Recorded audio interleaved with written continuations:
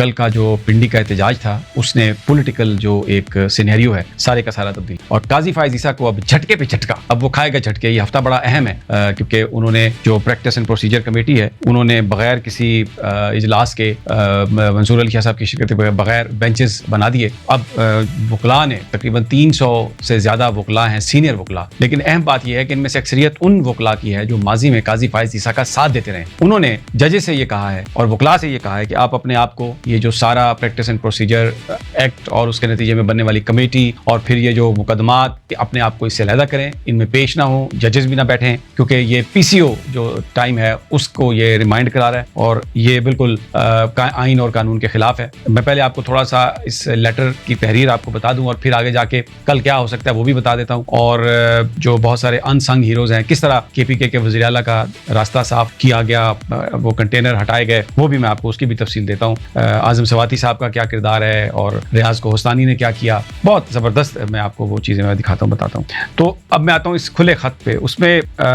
یہ کہا گیا ہے کہ ممکنہ نئی آئینی عدالت کو پی سی او عدالت قرار دیا ہے اور کہا ہے کہ ججز کسی بھی نئی عدالت کا حصہ نہ بنے۔ نئی عدالت کی حیثیت پی سی او کورٹ جیسی ہوگی۔ نئی عدالت کا جج بننے والے پی سی او ججز سے مختلف نہیں ہوں گے۔ مجوزہ ترامیم کا ڈرافٹ رات کی تاریکی میں سامنے آیا، نمبر پورے کرنے والے منتخب نمائندے ڈرافٹ سے بھی ناواقف تھے۔ مجوزہ آئینی ترامیم کو ہماری حمایت حاصل نہیں۔ مجوزہ آئینی ترامیم پر ملک میں مؤثر بحث نہیں کرائی گئی، صرف یہ کہا جا رہا ہے کہ چارٹر آف ڈیموکریسی میں آئینی عدالت کا ذکر ہے۔ آپ ججز نے آئین کے تحت حلف اٹھا رکھا ہے، آپ کے پاس اب موقع ہے کہ اپنا انتخاب کریں۔ کل جب تاریخ لکھی جائے تو اس میں شامل ہوں کہ آپ شریک جرم نہیں تھے۔ بہت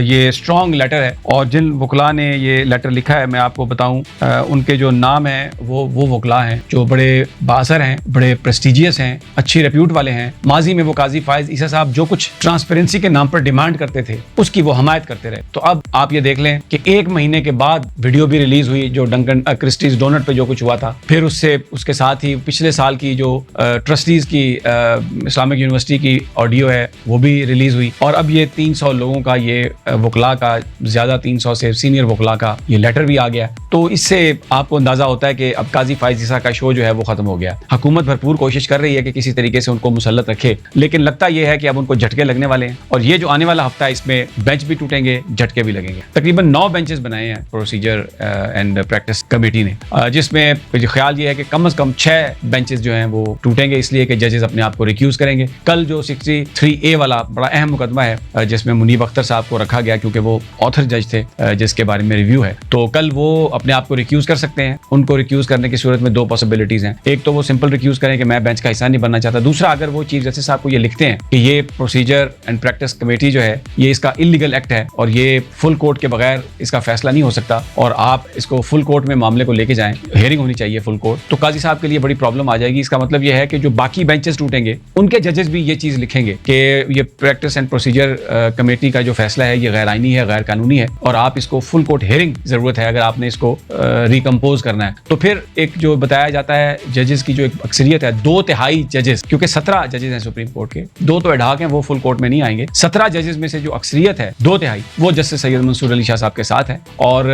یہ ایک ہفتہ جو ہے بڑا اہم ہے، کیونکہ اگر اس ہفتے میں جو آئینی ترامیم کی بات ہو رہی ہے اگر وہ نہیں ہو سکتی، اور ایسا لگ رہا ہے کہ مولانا فضل الرحمان نے منع کر دیا ہے، اگرچہ حکومتی یہ جو قائدین ہیں وہ یہ دے رہے ہیں تاثر، اور بہت سارے صحافی اینکرز جنہوں نے مولانا فضل الرحمان سے بات کی ہے وہ بھی یہی تاثر دینے کی کوشش کر رہے ہیں کہ یہ مولانا مان گئے ہیں، لیکن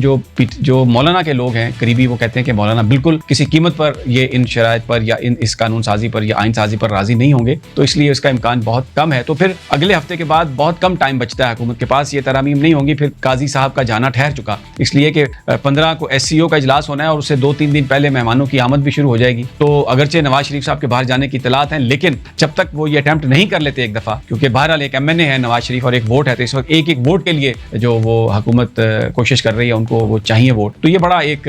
مشکل مرحلہ شروع ہوگا۔ دوسرا جو پنڈی میں جو اسٹرانگ پروٹیسٹ ہوا ہے اس سے ججز کو، وکلاء کو، بارز کو بڑی ہمت آئی ہے کہ تحریک انصاف کھل کر آ گئی ہے، اور پی ٹی آئی کا ورکر جو ہے ہے وہ بھی باہر آیا, اور جو street power P T I نے شو کی ہے اس نے یہاں اسلام آباد میں ایک بالکل نیا سینیریو جو ہے وہ کریٹ کر دیا. اور پھر اس کے بعد 2 تاریخ کو میاں والی, فیصل آباد اور ملتان میں احتجاج ہے. یہ ڈویژنل ہیڈ کوارٹرز ہیں, تو پورے ڈویژنل جو پارٹیز ہیں وہ یہاں پر آئیں گی, نزدیکی جگہوں سے بھی لوگ آئیں گے. تو پولیس کو ان 3-4 جگہوں پر انگیج کرنا خاصا مشکل ہوگا, کیونکہ مختلف جگہوں سے قافلے آئیں گے, نزدیکی علاقوں سے قافلے آئیں گے, کم از کم اس ڈویژن کے مختلف شہروں سے, اضلاع سے قافلے آئیں گے. تو جو پنڈی پولیس کا حال ہوا ہے یہاں پہ, وہ لگتا نہیں ہے کہ وہ اس کو کنٹین کر پائیں گے. یہ جو اعظم سواتی صاحب باوجود اس کے کہ وہ بڑے بزرگ ہیں, انہوں نے ریاض کوہستانی اور بہت سارے لوگ جس طریقے سے انہوں نے عمر ایوب اور راشد ایوب, انہوں نے جس طریقے سے راستے کلیئر کیے چیف منسٹر کی کانوائے کے آنے سے پہلے, وہ اپنی مثال آپ ہیں. اور پھر بہت سارے پولیس والے جو پی ٹی آئی کے ورکرز کے ہتھے چڑھ گئے تھے, اور اگر وہاں پر یہ لوگ مداخلت نہ کرتے تو شاید وہ قتل ہی ہو جاتے. اسی طرح جب میکڈونلڈ برج پر پہنچے ہیں سی ایم صاحب, تو 3 بیچارے پولیس والے باتھ روم میں چھپے ہوئے تھے, ان کی سیکورٹی نے ان کو ریسکیو کرایا. تو بہت یہ کل اس طرح کے واقعات جو سوشل میڈیا پر آ رہے ہیں, جس میں پی ٹی آئی کے ورکرز کس قدر ہیومین ہیں, لا ابائڈنگ بائی ہیں, کس طرح انہوں نے پولیس جو ان کو مار پیٹ رہی تھی ان کو بھی پکڑا, لیکن قیادت نے ان کو ریسکیو کرایا. وہ ایک تمانچہ ہے ان لوگوں کے منہ پر جو یہ کہہ رہے ہیں کہ 9 مئی میں پی ٹی آئی انوالو تھی.